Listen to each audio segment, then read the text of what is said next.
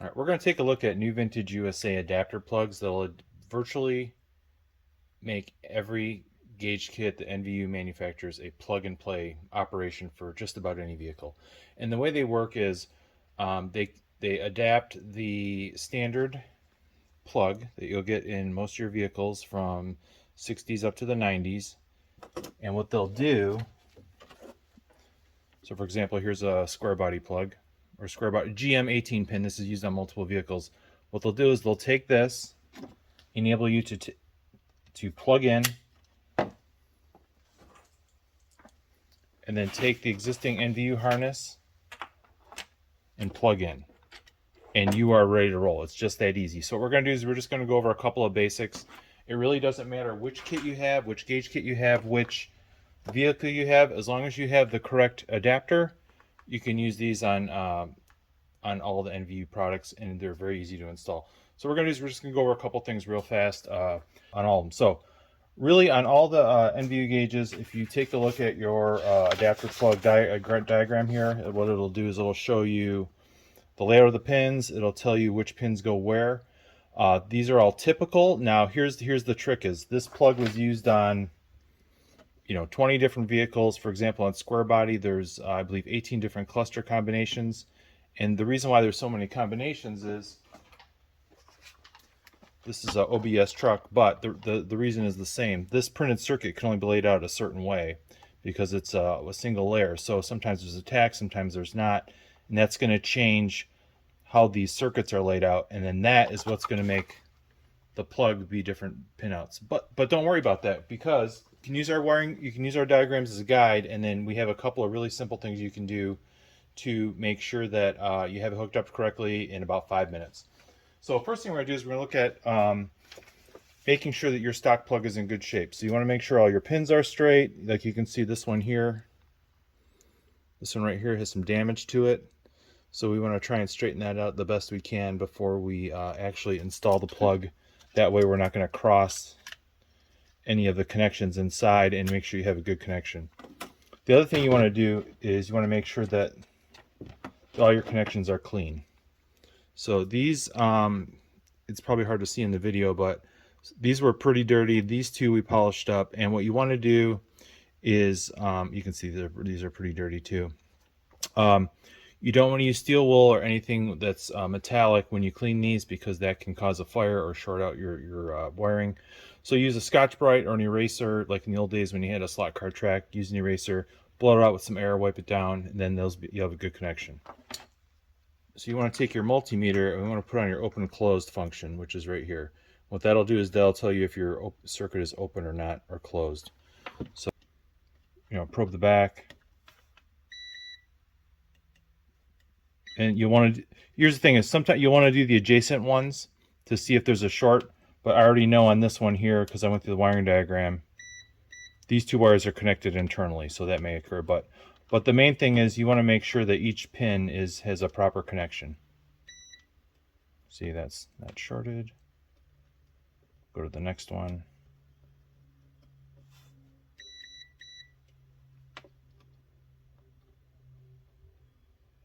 Again, I know these two are connected just by looking at the diagram, but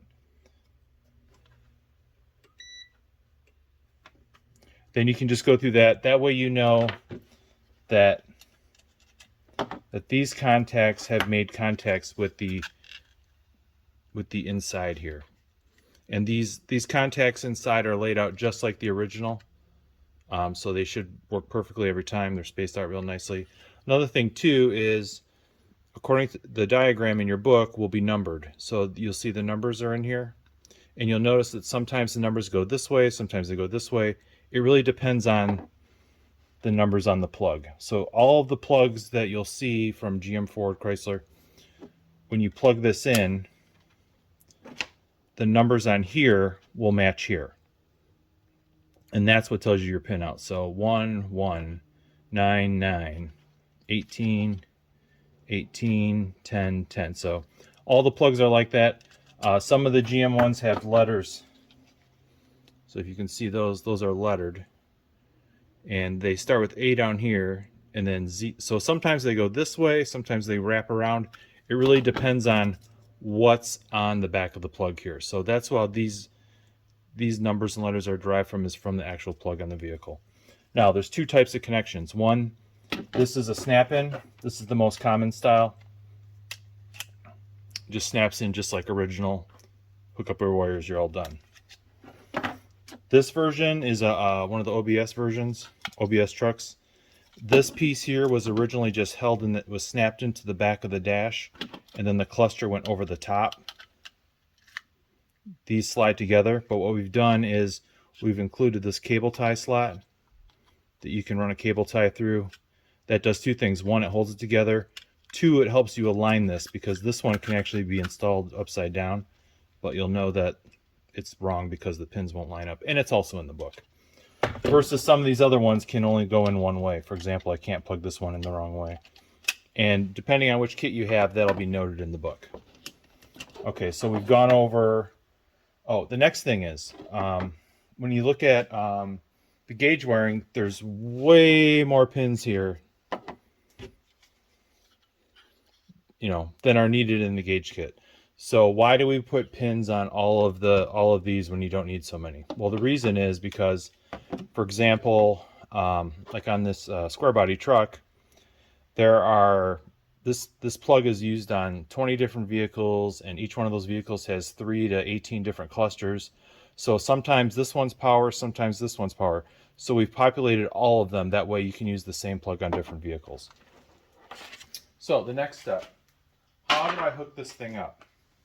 Well, what we're going to do is we're just going to follow along with our diagram. So in the back of your instruction book, it'll have your diagram, and we're going to use this square body one here, and we're just going to follow along, and we're going to check to make sure that everything's correct, just to verify, because there's, like I said, there's so many variations that we want to make sure that you have it hooked up correctly, and it's extremely easy to do. So we're going to do that right now.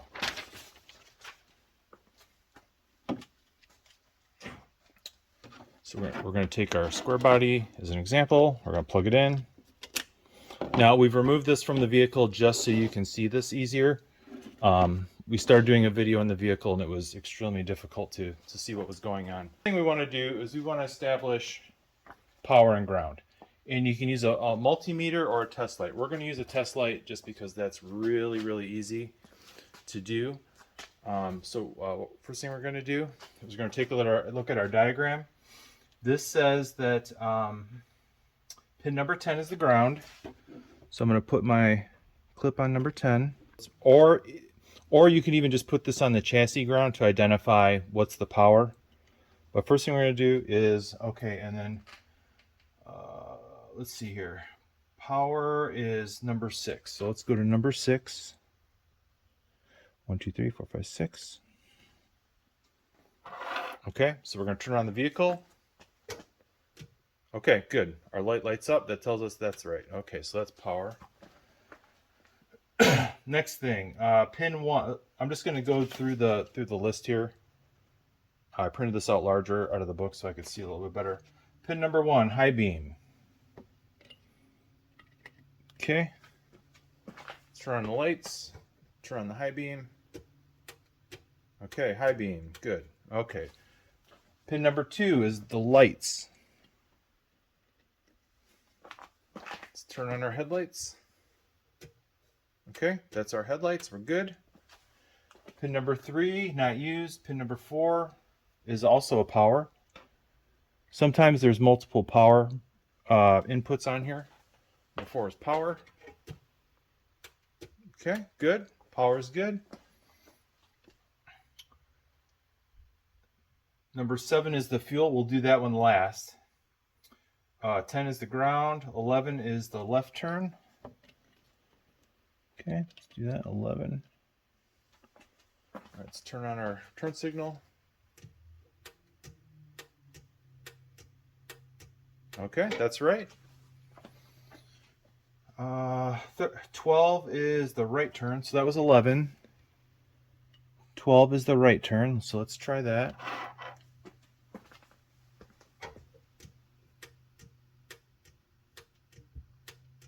Okay, that's good. 17 is the brake, and we'll do that in a second too. And okay, so that's everything. That's all the power we need. So we have our power, ground, lights, turn signals, and high beams. So that's your basic power functions. Um, so now what we're going to do is we're going to find the brake lamp, because I want to hook up a brake lamp to this truck so I know when the emergency brake is on. So what I'm going to do is I'm going to see this one here says pin number 17 is the brake, and it's a ground trigger. So to figure that out, all I'm going to do is I'm going to take my power lead. I'm going to put that on power, number 4. And then I'm going to put this on pin number 17, which is the brake. 17 right here.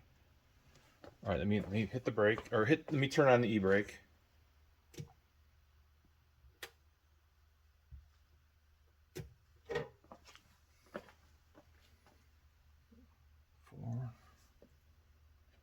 Okay, that tells me I didn't hook it up correctly. Let me make sure I got this here. So this is the ground. Okay, so this is a great example of, okay, the diagram doesn't always match the pins. So now we're going to look for the brake. So the way to identify the brake, usually on GM vehicles, is usually, for some reason, they have tan is the fuel, and tan is always also the brake. So there's a couple of tan wires on here. There's a tan wire here, a number 5, which in our diagram is the fuel, which I'm going to check that in a second. Then there's also tan wires here, which might be the fuel also. Here's the thing. Just a shortcut is usually the brake has 2 wires coming out of it. One wire is going to the emergency brake. This one's usually going to the master cylinder warning switch. And these are both ground triggers. So what we're going to do is we're going to see if that in fact is the correct one. My power on a known power source. 1, 2, 3, 4, 5, 6. Okay, let me hit the e-brake. There we go. Okay, so we know that is the brake. So that is the brake. That's confirmed on there. Now, the last thing we want to do is we're going to figure out the fuel sender. Now, we can't really test that with the test lamp. So here's the trick on that. So I usually save this for last. So we've got power. We've got our power figured out. Power, ground, turn signals, high beam, and the lights. Now we're going to figure out the fuel. That's really the last thing you really need to get out of this plug. So this is a GM, and there's a couple things. One is, especially on the GMs, we know tan is the brake or the fuel. So we've already identified as this one is the brake because there's 2 wires coming out, and we also checked it by pushing on the e-brake pedal. So we're pretty sure there's probably a 90% chance that this is the brake, or this is the fuel level 5. It says it on my chart 5. It should be 1, 2, 3, 4, 5. It should be this one right here. Should be the fuel. So what we're gonna do is you can either just hook it up and see if it works, or you can really dig in and use a multimeter if you'd like. So what we're gonna do is we're gonna take our multimeter. We're gonna set it on the lowest ohm setting, right? The lowest one on here is 600. Some have 200, some have 100. And then if you go on our website, you can see there's a chart that'll tell you how much fuel should be in the tank. So what we're going to do now is what I'm going to do now is I've set it to ohms, and you can, like I said, you can either just hook it up and see if it works, or we're going to actually test this with the multimeter. So for example, the ground circuit is going to show, basically 0 ohms. So if I have the brake on over here, it's going to show 0 ohms. So I have the brake on, that shows 0. Now you're going to see resistance on that line. So there's about a quarter tank, a little less than a quarter tank. So I'm going to see somewhere between 10 and 20 ohms on the fuel sender. I'm going to go to number 5. Oops, am I on the right one?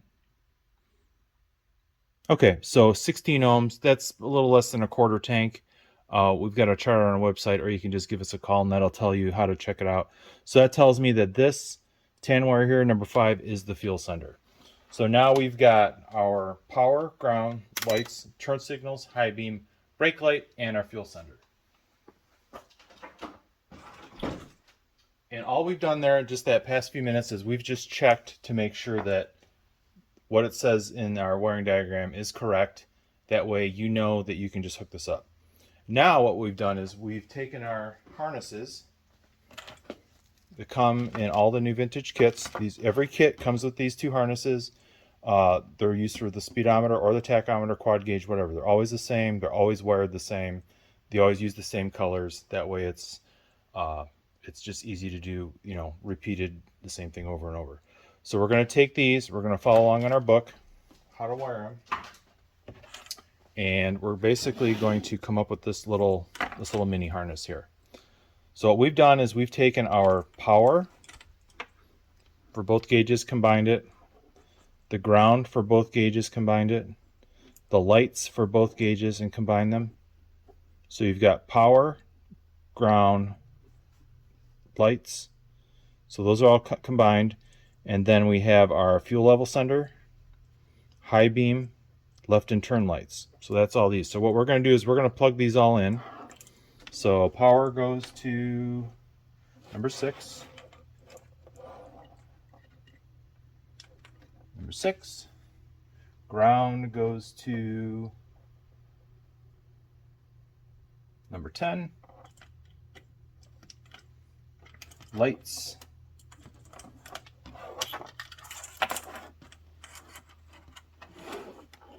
goes to number 2.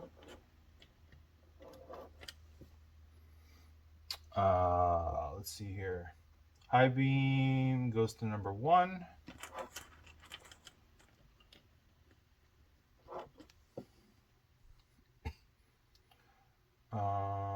We have left turn goes to 11.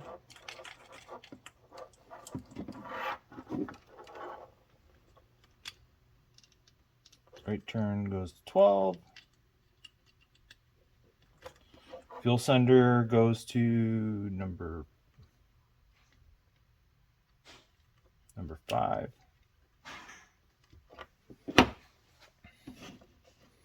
So that's your completed harness. Now if you plug this in, all the gauges will turn on, all the lights will work, your fuel gauge will work. Now you're asking, what are these? What these are is this is the wires for speed signal, tach signal, water temperature, and oil pressure. Now, can you run these into here? It all depends. For example, on these later model OBS trucks, these have all of that's in here. The tach signal and the speed signal are in here. Couple caveats though. On your older vehicles, you may or may not have a tach signal, so you may have to run this, or you may be running an LS swap or a Coyote, whatever. This will go to your tach signal. The orange will go to your speed signal. Chances are, if you have older vehicle, you don't have an electronic speedometer already in the vehicle. The good news is if you're already rewiring the kit with a vehicle with like a American Auto wire or painless harness, those wires will already be there. This is your temperature and pressure sender. If you're rewiring the vehicle and those wires are already in there, you can just splice right into here. Otherwise, you just run a new wire for your temp and oil pressure sender. So really, you may or may not need to run 4 wires depending on what you're doing. A lot of times we don't recommend using these for your temperature and pressure for one main reason. One is on a lot of the GMs, like on this OBS, the wire that comes here and comes out on the plug and then goes into the engine bay. At the oil pressure sender, there's 3 wires, and at the temperature sender, there's 3 wires. So you have to cut those, then try and figure out which one of those 3 wires is going to here. So sometimes it's better to just spend the 10 minutes, run the couple of new wires, and you're done. Then you have no problems. But that's pretty much it. It's just that easy. So this already comes in your gauge kit. This plugs into here. This plugs into here, and your vehicle's up and running. It's really that easy. So in your stock vehicle, this is sitting behind your gauges, right, already, and your gauges are right here. So You don't need to add any additional wires or lengths or anything like that. This is truly a plug-and-play solution without having to buy any additional parts. I mean, you might need a spade connector here or there, but for the most part, this is pretty clean. You can just zip tie this off, out of the way, and you're ready to roll.